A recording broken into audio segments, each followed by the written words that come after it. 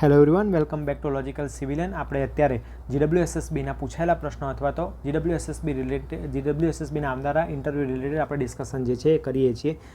GWSSBના D અને એક્શનનું interview જે છે એ સ્ટાર્ટ થઈ ગયું છે અને આસિસ્ટન્ટ એન્જિનિયર માટેની ઇનએલિજિબલ લિસ્ટ પણ આવી ગયું છે. ઇટ મીન્સ કે જે હવે ઇન્ટરવ્યૂ જે છે એ નજીક છે, બરાબર. ક્યારે આવે એ મને પણ નથી ખબર, પરંતુ આપણે કહી શકીએ ઇનએલિજિબલ લિસ્ટ આવતું હોય તો જનરલી 1 મહિનો, 1.5 મહિનો કે 2 મહિનાની અંદર ઇન્ટરવ્યૂ આવી જતા હોય છે, એવું આપણે ભૂતકાળના એનાલિસિસ ઉપરથી કહી શકીએ. તો તમારે જે છે તમારા અંડરમાં શું આવે? Just only preparation, just only discussion, બોલીને પ્રેક્ટિસ કરો, વાર તમારા ડાઉટ સોલ્વ કરો. તમારા જે પણ ડાઉટ હોય તમે મને એપ્લિકેશનમાં જેમ પૂછે જાઓ છો એમ પૂછે જાઉં. હું ઓલમોસ્ટ દરેક લોકોના answer within a short period, જેટલો બને એટલો શોર્ટ પીરિયડની અંદર આન્સર આપું છું. કોઈક વખત અમુક લોકોના ડાઉટ જે છે બહુ આ ડાઉટના લીધે નીચે જતા રહ્યા હોય છે, તો આપણે એમને જલ્દી આપી શકતા નથી, પરંતુ એમને પણ સમય આવતા હું આપી દઉં છું આન્સર. તો તમારે પણ જો તમારો ડાઉટ કદાચ આપવાનો રહી ગયો હોય આન્સર એનો, તો ફરીથી તમારે મને એ રિમાઇન્ડ કરાવી દેજો, જેથી આપણે આગળ તમારા ડાઉટ જે છે એ સોલ્વ કરી શકીએ.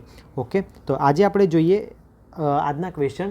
ઓલરેડી આપણે 63 ક્વેશ્ચન જે છે અપલોડ કરી ચૂક્યા છીએ. હવે આપણે ક્વેશ્ચન સિરીઝની અંદર આગળ જઈએ એના પહેલાં વિડીયો જે છે એ ઘણા ટાઈમ પછી મૂક્યો છે. આપણે ઓલમોસ્ટ 8 થી 10 દિવસની ગેપ પડી ગઈ છે, તો એના વચ્ચે કેટલાય વિદ્યાર્થીઓના જે ચાલી ગયા છે એ ટોપિક ઉપર ડાઉટ આવે છે. તો એની અંદર એક ડાઉટ એવો હતો કે કયું સ્ટેગિંગ સારું, કોલમ સ્ટેગિંગ કે શાર્પ સ્ટેગિંગ? તો મિત્રો, મેં એ વખતે પણ કીધું હતું કે કોલમ સ્ટેગિંગ અને શાર્પ સ્ટેગિંગ જે છે, જો સારું જ માનવું હોય તો તમે શાર્પ સ્ટેગિંગને માની શકો, પરંતુ આ ક્વેશ્ચન જે છે એ સનાતન સત્ય નથી. કારણ કે આ ક્વેશ્ચન જે છે એ કન્ડિશન ઉપર ડિપેન્ડ કરે છે. આ જે છે કે ભાઈ મારે લાર્જ કેપેસિટીનો ટેન્ક બનાવવો છે, તો શાર્પ સ્ટેગિંગ જે છે એક સારો ઓપ્શન રહેશે. પરંતુ મારે ઓછી કેપેસિટીનો ટેન્ક બનાવવો છે તો એના માટે કોલમ સ્ટેગિંગ સારું હશે. આપણે ઇકોનોમી પ્લસ સ્ટ્રેન્થ આ બધું જોવું પડતું હોય છે. હવે એક સ્ટુડન્ટનો ક્વેશ્ચન, અને એ ક્વેશ્ચન સાચો પણ હતો. એમણે એવું કીધું કે સર, હું જે એરિયામાં રહું છું એ એરિયામાં લાર્જ કેપેસિટીનો ટેન્ક છે ને એ પણ કોલમ સ્ટેગિંગ છે.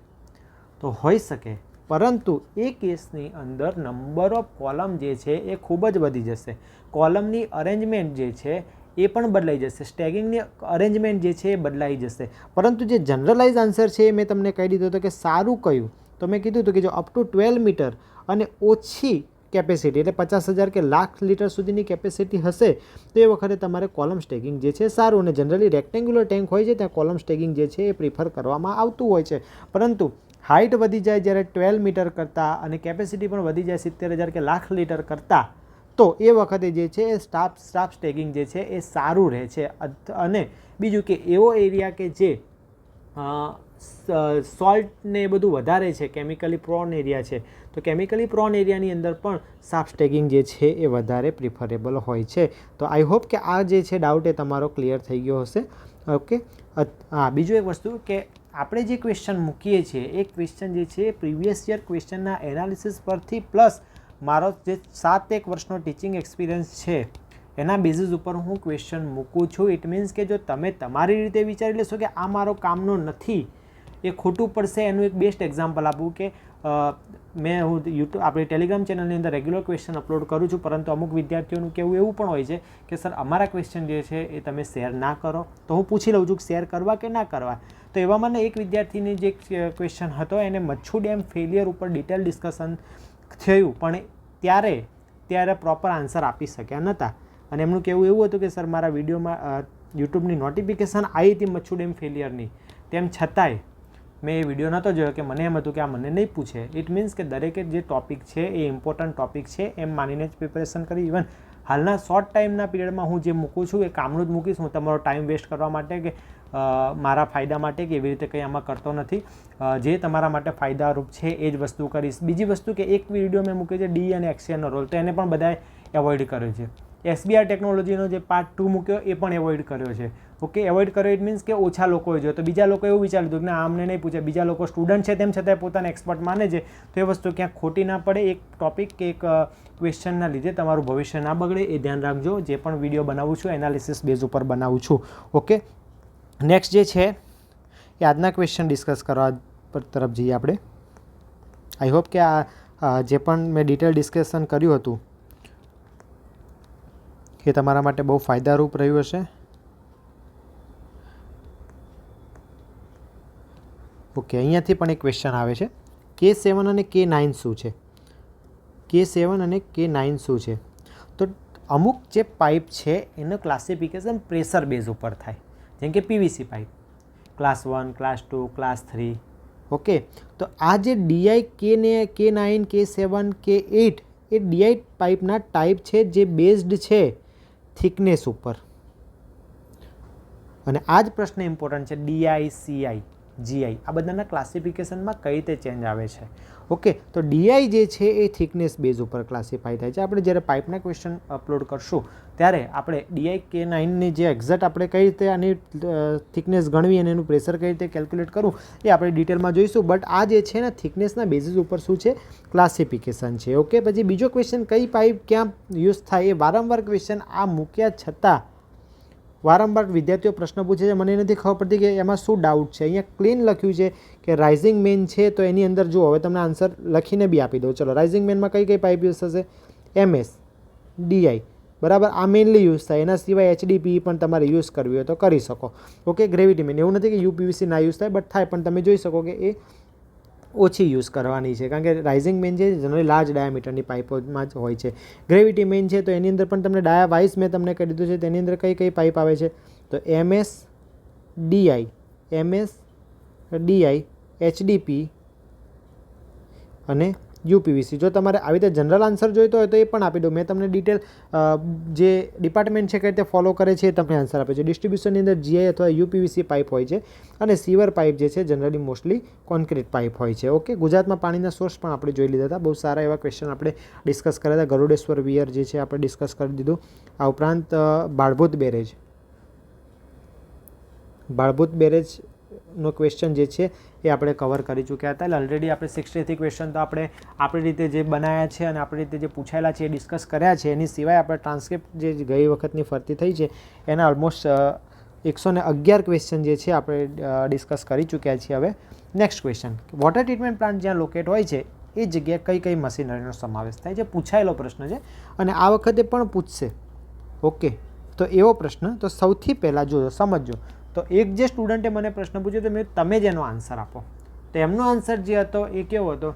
PH metre, TDS metre. Okay, એ મશીનરી બેઝ જતા હતા. પરંતુ વોટર ટ્રીટમેન્ટ પ્લાન્ટ જે છે એનો તમારે, હું તમને જે પણ ક્વેશ્ચન શીખવાડું છું એમાં તમારે આન્સર કઈ રીતે આપો એ પણ શીખવાડું છું. ઓકે, તો વોટર ટ્રીટમેન્ટ પ્લાન્ટની સાઇટ ઉપર જે છે એ સૌથી અગત્યની મશીનરી જે છે એ પમ્પિંગની મશીનરી હોય છે. કઈ હોય છે? Pumping machinery. આ તો હશે જ એમ, પમ્પિંગ મશીનરી હોય છે. આ ઉપરાંત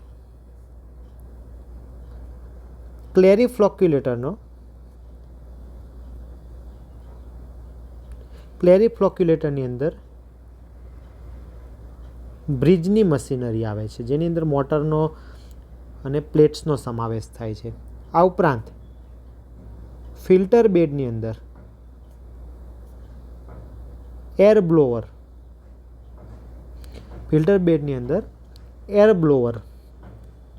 એન્ડ પંપ એન્ડ મોટરનો સમાવેશ થાય છે.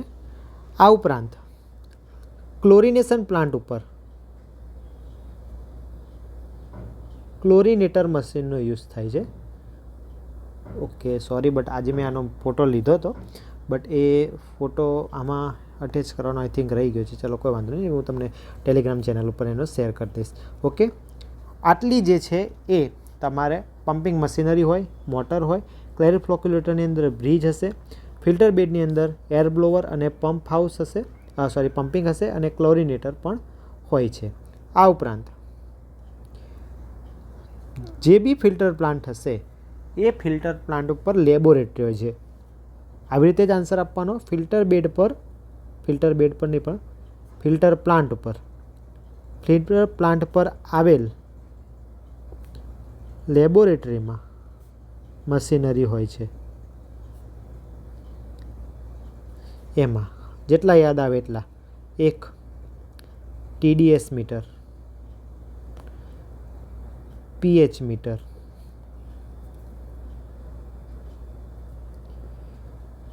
TDS metre, PH metre, jar ટેસ્ટની મશીનરી. ઓકે, અહીંયા જે છે એ કોઓગ્યુલેશન ટેન્ક પણ હોય છે. કોગ્યુલેશન ટેન્ક એની અંદર રોટેટિંગ વેન્સ હોય છે. આ મિકેનિકલ આઇટમ્સ છે બધી. રોટેટિંગ વેન્સનો પણ સમાવેશ થાય છે. પછી કેમિકલ ટેસ્ટની મશીનરી હોય છે જેમાં ફ્લોરાઇડ, નાઇટ્રેટ એક્સેટ્રાનો સમાવેશ થાય છે. ઓકે, આટલો આન્સર જે છે આઈ હોપ કે મારું માનવું એવું છે કે સફિશિયન્ટ થઈ જશે. ઓકે, તો નેક્સ્ટ જે ક્વેશ્ચન છે જે મેં તમને ટેલિગ્રામની અંદર કહ્યું હતું કે ક્લેરિફ્લોક્યુલેટર વિશે આપણે જોવાના હતા આજે. તો ક્લેરિફ્લોક્યુલેટર શું છે? તો ક્લેરિફ્લોક્યુલેટર એ ટ્રીટમેન્ટ પ્લાન્ટનો એક કમ્પોનન્ટ છે. જુઓ, ક્લેરિફ્લોક્યુલેટર એવું નથી કે વોટર ટ્રીટમેન્ટ પ્લાન્ટમાં પણ યુઝ થાય. ઘણી જગ્યાએ મેં આપણા જેટલા પણ સ્ટુડન્ટ છે દરેક લોકોએ મને એમનું ઇન્ટ્રોડક્શન જે છે ને એક બનાવીને આપ્યું છે. ઇન્ટ્રોડક્શનની અંદર પણ હું એમને વારંવાર કહું કે એવા જ વર્ડ યુઝ કરો કે જેમાં તમે કોન્ફિડન્ટ હોય. હવે સપોઝ કે ક્લેરિફ્લોક્યુલેટરની અંદર જો તમે waste water treatment plant word use કરો છો અને જો તમે વેસ્ટ વોટરની અંદર વીક હોય તો તમે તમારી જાતે જ તમારા પગ ઉપર કુહાડી મારો છો એમ કહેવાય. સમજો છો?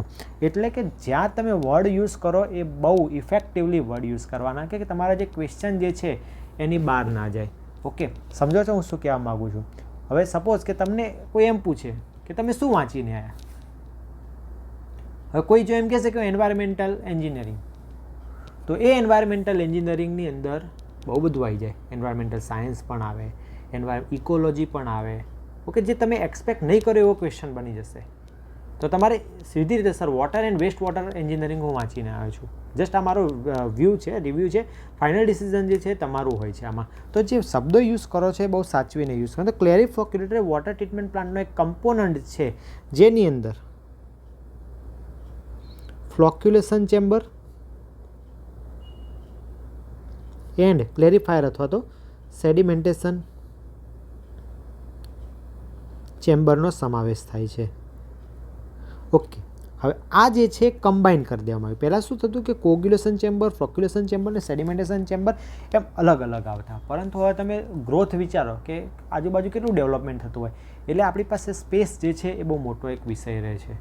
સ્પેસ મોટો એક વિષય રહેવાનો કારણ આપણે શું કરીએ, કમ્પોનન્ટની જે છે સાઇઝ ઘટાડવી પડે. કમ્પોનન્ટની સાઇઝ અને નંબર ઓફ કમ્પોનન્ટ ઘટાડવા પડે. નંબર ઓફ કમ્પોનન્ટ તમારે ઘટાડવા હોય તો શું કરવું પડે? સિમ્પલ છે કે દરેક એક કમ્પોનન્ટને એકબીજાની અંદર ઇન્વોલ્વ કરવા પડે. તો એના કારણે આ ક્લેરિફ્લોક્યુલેટર જે છે એની અંદર આપણે બે વસ્તુ મિક્સ કરી હોય છે. હવે થોડું આપણે ઉપર જઈએ, જસ્ટ સેકન્ડ, કે વોટરનો આપણે ફ્લો સમજવાનો પ્રયત્ન કરીએ. આપણે બહુ બધા ક્વેશ્ચન કવર કરી ચૂક્યા છીએ અત્યારે, એટલે થોડું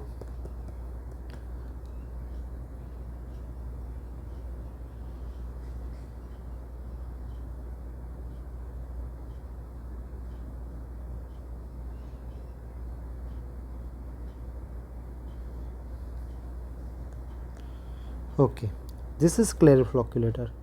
તો ક્લેરિફ્લોક્યુલેટરની અંદર પાણી કઈ રીતે આવે છે જુઓ.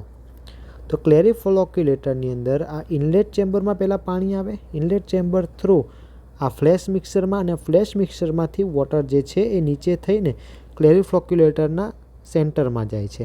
તો ક્લેરિફ્લોક્યુલેટર છે એ આ રીતે તમારી પાસે વોટરને કેરી કરીને લાવે છે. ઓકે, તો આ ક્લેરિફ્લોક્યુલેટરને આપણે થોડું હવે ડિટેલમાં સમજીએ કે શું કહેવા માગે છે એક્ઝેક્ટ ક્લેરિફ્લોક્યુલેટર. તો સૌથી પહેલાં વોટર જે છે એ સેન્ટ્રલ પોર્શનની અંદર આવે છે. ક્લેરિફ્લોક્યુલેટરના સેન્ટ્રલ પોર્શનની અંદર, એટલે કે અહીંયાથી બોટમમાંથી વોટર જે છે અપર ડાયરેક્શનમાં આવશે. વોટરના ચેમ્બરના બોટમમાંથી અપર ડાયરેક્શનમાં આવે છે અને આ રીતે ઉપર તરફ આવે છે. જુઓ આ રીતે. તો આ જે છે એને ફીડર વેલ તરીકે ઓળખવામાં આવે. સેન્ટ્રલ પોર્શન જે છે એને, તો એ ફીડર વેલમાંથી વોટર આવે છે અને એ વોટર જે છે એ રેડિયલ ડાયરેક્શનમાં, એટલે કે ચારે તરફથી પાણી બહાર નીકળે છે. એ જે ચારે તરફથી પાણી બહાર નીકળે છે, એક ફોટોગ્રાફ જે છે અહીંયા રહી ગયો છે, આની જગ્યાએ બીજા બે ફોટોગ્રાફ આવી ગયા છે. ઓકે, તો હું તમને ફિગર ડ્રો કરીને સમજાવવાનો પ્રયત્ન કરું કે ક્લેરિફ્લોક્યુલેટર જે હોય છે એમાં કંઈક આ રીતનું હોય છે.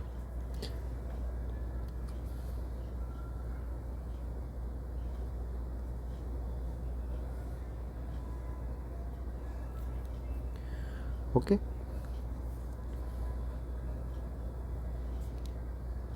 ઓકે, હવે એક પોઈન્ટ જ્યાંથી 3 અલગ અલગ રેડિયસના સર્કલ જે છે એ બહાર નીકળે. તો આપણે એનો પ્લાન ડ્રો કર્યો છે. ઓકે, એ શું કહેવા માગે છે જુઓ. આટલો જે પોર્શન છે એ આપણો ફીડર વેલ છે. શું છે? ફીડર વેલ છે.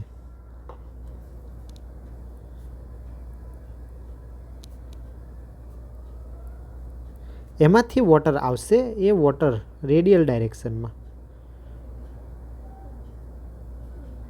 આ રીતે આમ બધી ડાયરેક્શનની અંદર પાસ થાય છે. અને પાણીનો જે ફ્લો થાય છે એ આ મેં તમને પ્લાન બતાવ્યો. હવે થોડું અલગ રીતે એને સમજવાનો પ્રયત્ન કરીએ. થોડી જે ફિગર છે એ આમ તેમ થઈ જાય તો તમે સમજી જજો.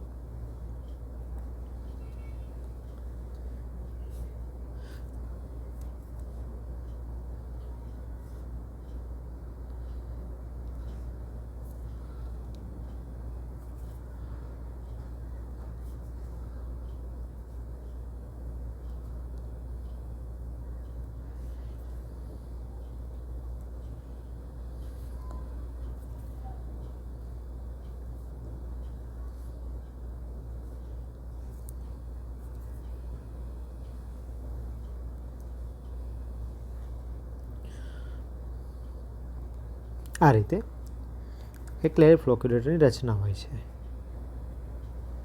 ઓકે, હવે શું થાય છે કે આ જે વોટર છે એ અહીંયાથી આવે છે અને સૌથી પહેલાં આ ઝોનમાં જાય છે. તો આટલો જે ઝોન છે એને આપણે ફ્લોક્યુલેશન ઝોન તરીકે ઓળખીએ છીએ.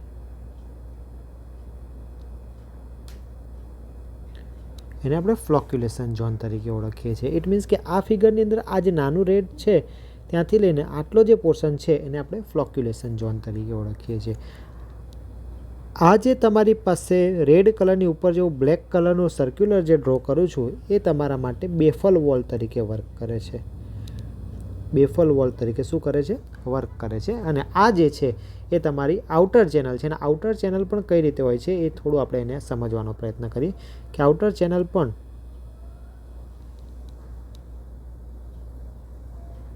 કંઈક આ રીતે હોય છે.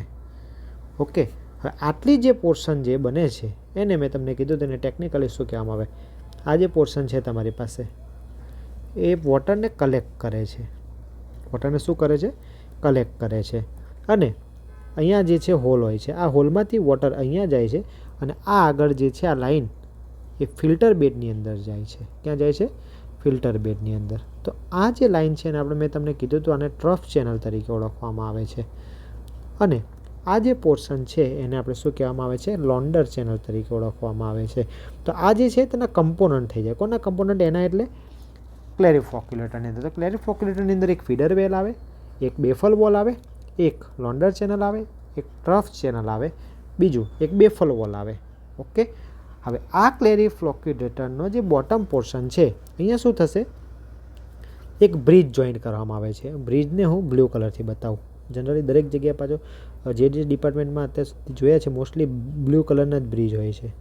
ઓકે, આ બ્લુ કલરનો જે બ્રિજ હોય છે એ આ રીતે હોય છે અને એ રોટેટ થતો રહેતો હોય છે આવી રીતે.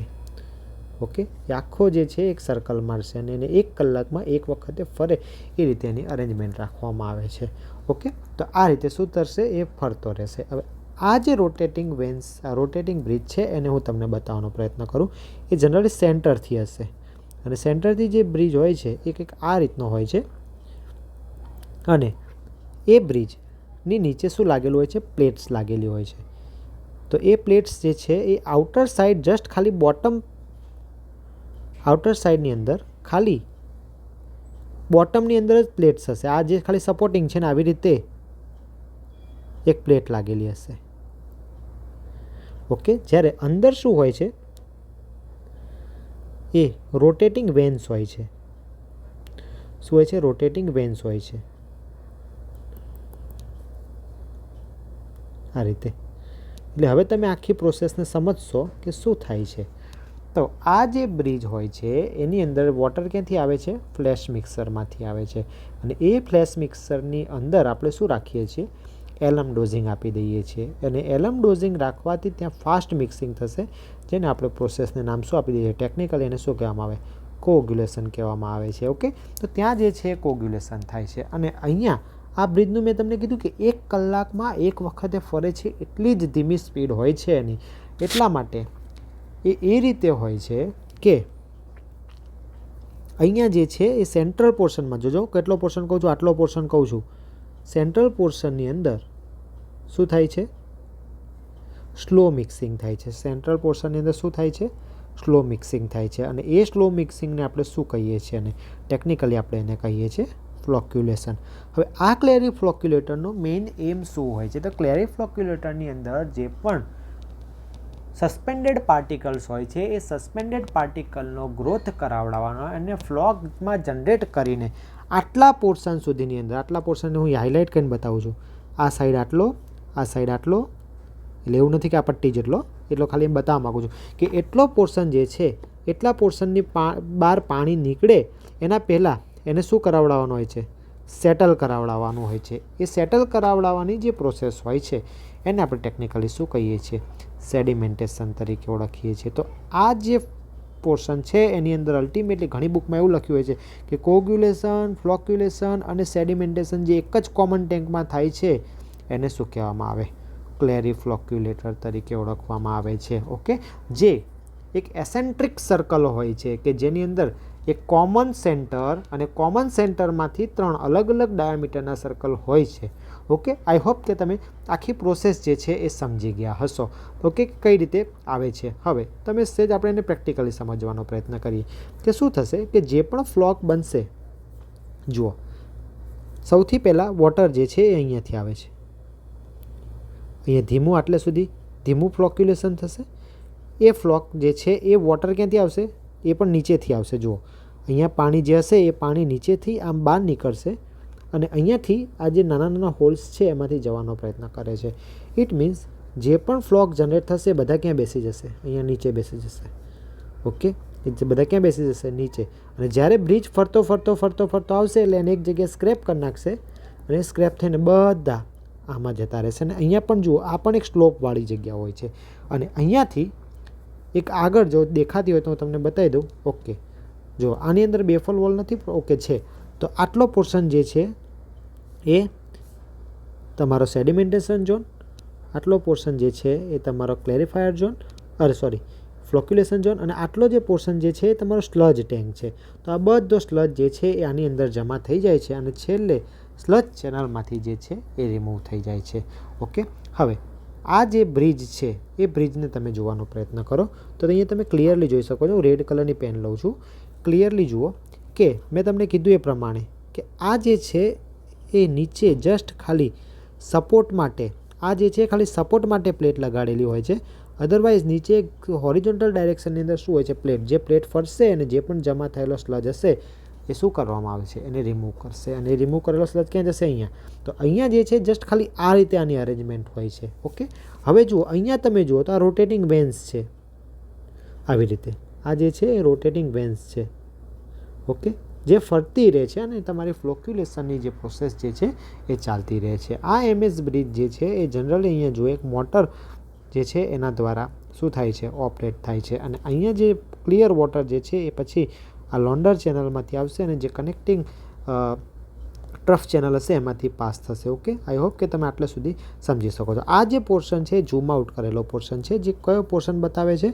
તો તમારો ફ્લોક્યુલેશન ચેમ્બર બતાવે છે. એ પણ તમે જોઈ શકો છો કે કન્ટિન્યુઅસ સ્લોપની અંદર છે, બહારથી લઈને છેક અંદર સુધી.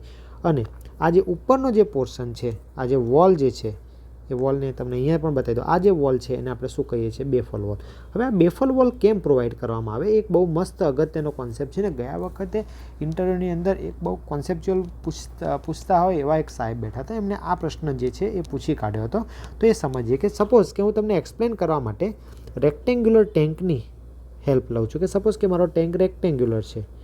હવે આ રેક્ટેન્ગ્યુલર ટેન્કની અંદર કોઈ વોટરનો સિંગલ પાર્ટિકલ વર્ડ યુઝ કરું છું. સાંભળજો મિત્રો, સિંગલ પાર્ટિકલ. પણ કોનો? વોટરનો સિંગલ પાર્ટિકલ આ એમાંથી એડ થશે અને એ આની બહાર નીકળશે. એ જે પાર્ટિકલ છે એનો બહાર નીકળવાનો ટોટલ ટાઈમ જે છે એને આપણે એને શું કહીએ છીએ? ડિટેન્શન ટાઈમ તરીકે ઓળખીએ છીએ. કેવો ટાઈમ તરીકે ઓળખીએ છીએ? ડિટેન્શન ટાઈમ તરીકે ઓળખીએ છીએ. પરંતુ આવા કેટલાય બધા એમાઉન્ટ ઓફ પાર્ટિકલ કોના હોય છે? વોટરના હોય છે. અને એ વોટરના પાર્ટિકલની અંદર કેટલાક સસ્પેન્ડેડ સોલિડ પણ હોય છે. હવે એક હું અહીંયા સસ્પેન્ડેડ સોલિડ લઉં છું, બહુ નાનો છે એવું સમજી લેજો. હવે આ સસ્પેન્ડેડ પાર્ટિકલનું સેટલિંગ થયું ક્યારે કહેવાશે? તો એ સેટલિંગ જો અહીંયા થઈ ગયું તો અને મેક્સિમમ અહીંયા થઈ ગયું તો, આ અહીં કોર્નર પર આવે છે, આ પોઈન્ટ પહેલાં આ દિવાલ જે છે, આઉટર વોલ જે છે એના પહેલાં જે છે એનું સેટલિંગ થઈ જવું જોઈએ.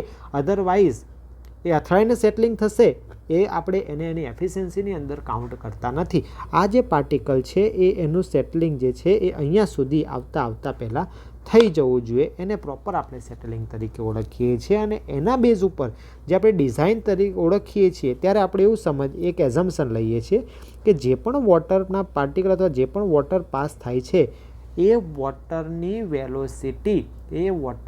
વેલોસિટી થ્રુઆઉટ ડેપ્થ સેમ હોય છે. એ વોટરની વેલોસિટી થ્રુઆઉટ ડેપ્થ સેમ હોય છે. ઇટ મીન્સ કે આ મારો ટેન્કની ડેપ્થ છે તો એની વેલોસિટી કેવી છે? આ રીતે થ્રુઆઉટ સેમ. કોઈ પણ હાઇટ લઈ લો, અલોંગ ધી હાઇટ કેવી હશે? અલોંગ ધી હાઇટ વેલોસિટી જે છે એ કેવી હોય છે? સેમ હોય છે. બટ શું તમને લાગે છે કે પ્રેક્ટિકલી આ વસ્તુ સાચી છે? નો ડાઉટ આપણે એઝમ્પશન લીધું છે ડિઝાઇન પર્પઝથી, પરંતુ પ્રેક્ટિકલ આ વાત જે છે એ સાચી નથી. તો પ્રેક્ટિકલ વાતમાં કેવું હોય છે એ તમે પણ જાણો છો કે કોઈ પણ વોટર જ્યારે પાસ થતું હોય ત્યારે એને મેક્સિમમ ફ્રિક્શન જે છે નીચે લાગતું હોય છે બોટમ તરફથી. એટલા માટે એનું જે નીચે વેલોસિટી છે એ ઓછી હોય છે અને ઉપર તરફ જતાં એની વેલોસિટી કેવી થાય છે? વધતી જાય છે. ઉપર તરફ જતાં એની વેલોસિટી કેવી જતી જાય છે? વધતી જાય છે. તો એઝમ્પશન શું છે?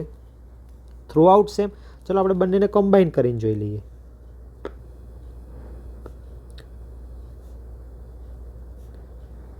આ બંનેની કમ્બાઈન, બટ રિયલમાં કેવી છે? આ રીતની છે. ઇટ મીન્સ કે આટલાથી ઉપરનો જે પાર્ટિકલ છે એની વેલોસિટી જે છે એ વોટરની વેલોસિટી સાથે એની પણ વેલોસિટી કેવી હશે? વધારે હશે. એટલે આટલા પોર્શનનો જે પાર્ટિકલ છે એ પ્રોપર સેટલ થઈ શકશે નહીં. Due to what? રોંગ એઝમ્પશનના. એટલે આપણે એવું નથી કે રોંગ એઝમ્પશન, ડિઝાઇન તો એ બેઝિસ ઉપર જ કરશું, પરંતુ એની એફિશિયન્સી ઉપર જે છે એ શું થાય છે? અસર થતી જોવા મળે છે.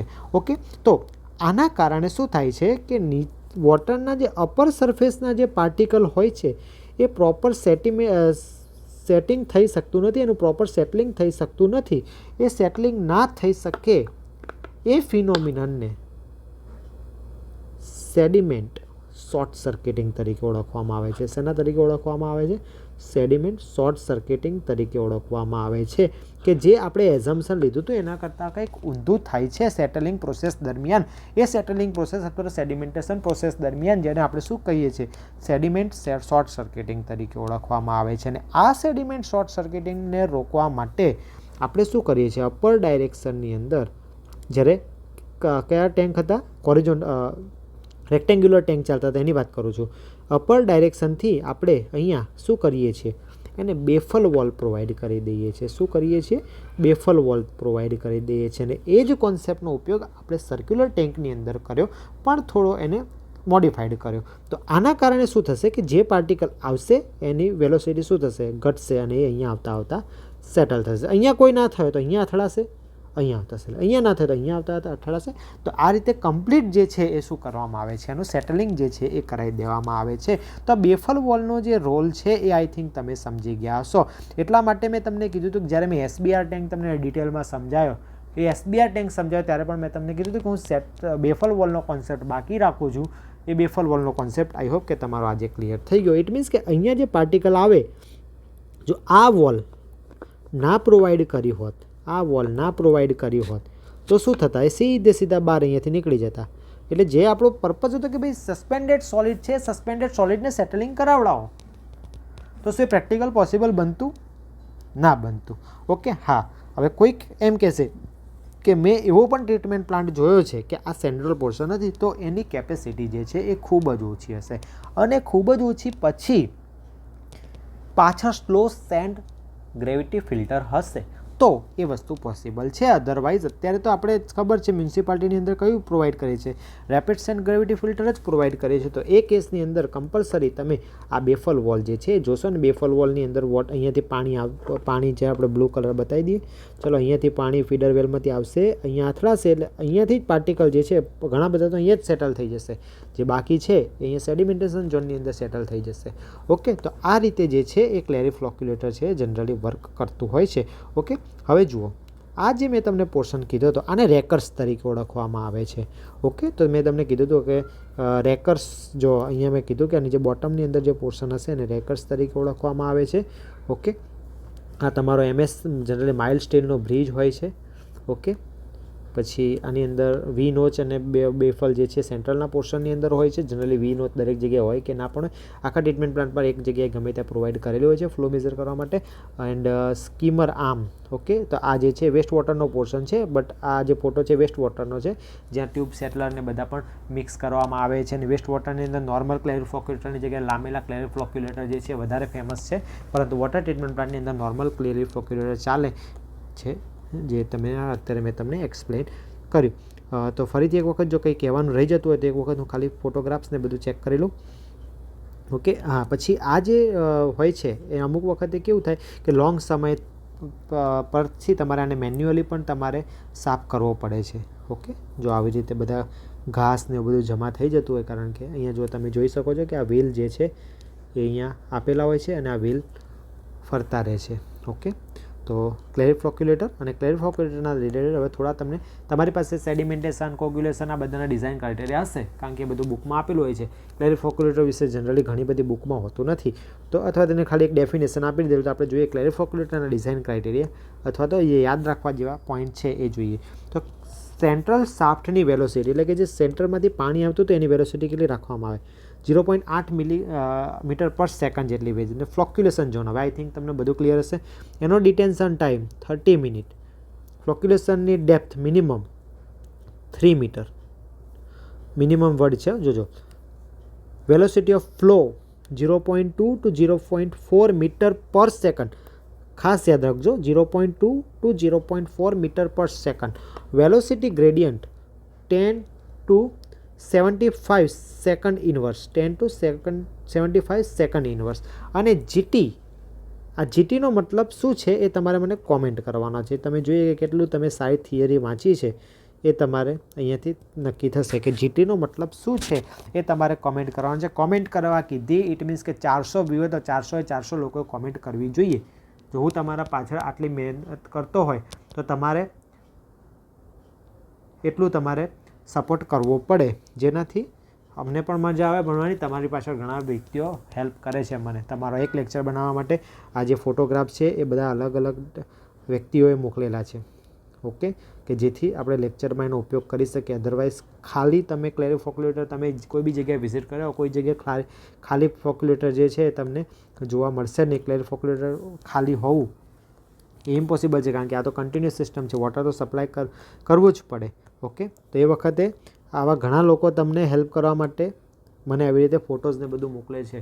ઓકે, તો તમારે એટલો સપોર્ટ કરવો જોઈએ. બીજી વસ્તુ કે મેં કીધેલું છે વિડીયો લાઈવ આવો, તો એ લાઈવ પણ આવવું જોઈએ, અથવા જે લોકો લાઈવ નથી આવતા એ વિડીયો ડાઉનલોડ કર્યા વગર જોજો અને કોમેન્ટ ખાસ કરજો. ઇવન જ્યારે અમે જે તે ટાઈમે ભણતા ત્યારે મને યાદ છે કે ઇરિગેશન એન્જિનિયરિંગના કોઈક સાહેબના મેં લેક્ચર જોયા હતા અને એમના 40 લેક્ચર હતા. એ 40 લેક્ચરની અંદર મેં કોમેન્ટ કરી હતી. કોઈક ફ્રીમાં ભણાવે છે, કોઈક એફર્ટ આપે છે, તો એટલે એને લાઇક અને કોમેન્ટ ના કરી શકતા હોય તો પછી કોઈ સામેવાળાની એફર્ટને તમે રિસ્પેક્ટ નથી કરતા એવું સાબિત થાય. એટલે આ એક ખાસ સૂચના કે જે લોકો જોવે છે એ લાઇક, કોમેન્ટ અને જે ક્વેશ્ચન પૂછું છું એના આન્સર પ્રોપર આપતા રહો અને સપોર્ટ કરતા રહો. ઓકે, તમે જો વિડીયો ડાઉનલોડ કરીને જુઓ છો તો ઇટ મીન્સ કે ડાઉનલોડ કરતાં જસ્ટ ખાલી 10 સેકન્ડ થાય ડાઉનલોડ ઉપર ક્લિક કરતાં, એટલે 1 કલાકનો વિડીયો તમે 10 સેકન્ડ જુઓ છો. ઇટ મીન્સ કે ચેનલના જે રિવ્યૂઝ છે, રેટિંગ છે એ નેગેટિવની અંદર જાય છે. ઓકે, તો ઇવન આપણે ચેનલને મોનિટાઈઝ કરી નથી થઈ ગઈ છે તો પણ, કારણ કે આપણો સેવાનો જ એક ગોલ છે. ઓકે, તો એ મોનિટાઈઝ નથી કરી કારણે એડવર્ટાઇઝ પણ બહુ મિનિમમ આવે છે. તો તમે એટલું ખાલી સપોર્ટ કરો કે વિડીયોને ડાઉનલોડ કર્યા વગર જુઓ. ઓકે, આપણા વિડીયો જે છે આગળ આવી રીતે આવતા રહેશે. ઓકે, ક્લેરિફાયર ઝોનની વાત કરીએ. ક્લેરિફાયર ઝોનની અંદર velocity 0.2 to 0.3 metre per minute. જોજો અહીંયા શું હતો યુનિટ મીટર પર સેકન્ડ, અહીંયા મીટર પર મિનિટ છે, ખાસ યાદ રાખજો. ડેપ્થ જે છે અહીંયા 3.5 metre. Detention time 2.5 hour. It means કે યાદ રાખજો ક્લેરીફ્લોક્યુલેટરનો ડિટેન્શન ટાઈમ આખું વાત કરીએ તો 3 અવર થઈ જાય, જે 3 અવરમાંથી 30 minute central portion it means કે ફ્લોક્યુલેશન ઝોનની અંદર, અને 2.5 અવર જે છે એ શેના માટે સેડિમેન્ટેશન ઝોનની અંદર અથવા તો ક્લેરિફાયર ઝોનની અંદર શું કરે છે રાખવામાં આવે છે. એમ ટોટલ 3 અવર જેટલો ડિટેન્શન ટાઈમ જોવા મળે છે. બોટમ સ્લોપ જે છે 1/10 ટુ 1/12 જેટલો રાખવામાં આવે છે. Scraper velocity 0.3 metre per minute અને 1 રિવોલ્યુશન, ખાસ યાદ રાખજો 1 રિવોલ્યુશન ઇન 60 મિનિટ, 1 કલાકની અંદર 1 રિવોલ્યુશન થાય એ રીતે આપણે એની શું કરવામાં આવે છે અરેન્જમેન્ટ જે છે એ કરવામાં આવે છે. ઓકે. સ્લજ કલેક્શન ટેન્ક જે છે 20% of total height. Sludge collection ટેન્કની ડેપ્થ 20% ઓફ ટોટલ હાઇટ, એટલી એડિશનલ એક્સ્ટ્રા હાઇટ રાખવામાં આવે છે. Extra height for what? Sludge collection tank એ કેટલી 20% ઓફ ટોટલ હાઇટ જેટલી રાખવામાં આવે છે. અને ઇમ્પોર્ટન્ટ નોટ છે કઈ છે કે તમે જે ક્લેરીફ્લોક્યુલેટર ડિઝાઇન કર્યો છે એ ક્લેરીફ્લોક્યુલેટર જે ટોટલ ટર્બિડિટી છે એમાંથી 10 NTUથી ઓછી ટર્બિડિટી લાવી આપે એવો હોવો જોઈએ. અને આ ક્યારની વાત છે? મોન્સૂન સિઝનની વાત છે. એટલે મોન્સૂનમાં સૌથી વધારે ટર્બિડિટી આવતી હોય, બરાબર. તો એ કેસની અંદર 10 NTUથી ઓછી ટર્બિડિટી લાવી આપતો હોવો જોઈએ. કોણ? તમારું ક્લેરીફ્લોક્યુલેટર. એનો મેક્સિમમ ડાયા જે છે લિમિટ રાખવામાં આવી છે કે એક ક્લેરીફ્લોક્યુલેટરનો ડાયા 35 મીટર કરતાં વધી જોવો જોઈએ નહીં. અને જો તમારે સપોઝ કે 50 મીટર થાય છે તો 25-25ના 2 બનાવવા, પણ 35થી વધારે જવા દેવાનો નહીં, કારણ કે વિન્ડની ઇફેક્ટ જે છે એ સેડિમેન્ટેશનની એફિશિયન્સી પર અસર કરે છે 35 મીટર ડાયા કરતાં જ્યારે વધી જાય ત્યારે. સ્લજ ચેમ્બર જે છે એ 1/1 નો મિનિમમ, જો રેક્ટેન્ગ્યુલર ધારેલો છે અહીંયા, તો મિનિમમ 1/1 મીટરનો સ્લજ ટેન્ક છે એ તમારે રાખવું પડે. અને જો પ્લાન્ટની કેપેસિટી 1000 મીટર ક્યુબ પર અવર કરતાં વધારે હોય તો 2 ક્લેરીફ્લોક્યુલેટર પ્રોવાઈડ કરવા. બરાબર. કેમ આવું કહેવામાં આવ્યું? તો એક જ કારણ કે ડાયા જે છે એ 35 મીટર કરતાં શું ના થઈ જાય, વધી ના જાય. તો આઈ હોપ કે બધું તમને અહીંયા ક્લિયર થઈ ગયું હશે. મારો જે આજનો મેઇન એમ હતો ક્લેરીફ્લોક્યુલેટર એકચ્યુઅલમાં વર્કિંગ કઈ રીતે કરે છે, સેડિમેન્ટેશનની પ્રોસેસ એકચ્યુઅલમાં થાય છે કઈ રીતે, એ બધી વસ્તુ તમને સમજાવવાનો હતો. ઓકે. તો આઈ હોપ કે દરેક લોકોને મજા આવી હશે. જે લોકોને વિડીયો ગમે છે એ લોકો 100% લાઇક કરજો, અને જ્યાં સુધી કહેવામાં આવે ત્યાં સુધી વિડીયો બને ત્યાં સુધી લાઈવ જ જોવાનો પ્રયત્ન કરો. નેક્સ્ટ વિડીયો જે છે નેક્સ્ટ વિડીયોથી આપણે પાઇપના જ ક્વેશ્ચન જે છે એ સ્ટાર્ટ કરવાના છીએ. તો પાઇપના ક્વેશ્ચન દરેક વિડીયોની અંદર એક, અને જો ફૂલ સપોર્ટ મળશે, મેં તમને કીધું છે જે દિવસે 100 વિદ્યાર્થીઓ લાઈવ આવશે એ દિવસે હું ઓનલી પાઇપ ઉપર લેક્ચર લઈશ. પાઇપ, વાલ, જોઈન્ટ, એના પર કે જેની અંદર ઇન્ટરવ્યૂની અંદર મેક્સિમમ ક્વેશ્ચન પૂછાય છે. અને બીજી વસ્તુ કે ઘણા વિદ્યાર્થીઓનો મને ક્વેશ્ચન હોય છે અત્યારે કે સર બધા જ સબ્જેક્ટ પૂછે છે, તો સ્વાભાવિક છે કે તે ડી અને એક્સચેન્જના ઇન્ટરવ્યૂ હોય છે, તો બધા સબ્જેક્ટ, ઇવન આપણે જે ઇન્ટરવ્યૂ પ્રિપેરેશનની વાત કરી હતી પહેલો જ લેક્ચર, એની અંદર કીધું હતું કે મેઇન સબ્જેક્ટ પ્લસ બાકીના સબ્જેક્ટનું બેઝિક, અને જો જે બીજા સબ્જેક્ટ છે એના બેઝિક સિવાય કંઈ પૂછાતું નથી, બીજા સબ્જેક્ટના બેઝિક સિવાય કંઈ પૂછાતું નથી. તો બેઝિક્સ તો તમારે બધા સબ્જેક્ટનું કરવું પડે, પણ જે મેઇન સબ્જેક્ટ જે છે એ તમારે ડિટેલમાં કરવો પડે. આપણી પાસે જેટલા પણ ક્વેશ્ચન આવ્યા છે એમાં જેટલા લોકોએ મને કીધું કે સર તમે શેર કરી શકો છો, એ બધા પ્રશ્નો જે છે એ મેં તમને શેર કરેલા છે. ઓકે. તો તમે તમારી રીતે પ્રિપેરેશન સ્ટાર્ટ રાખજો, અને જે પણ તમારા ડાઉટ છે એ અહીંયા પૂછતા રહેજો. ઓકે.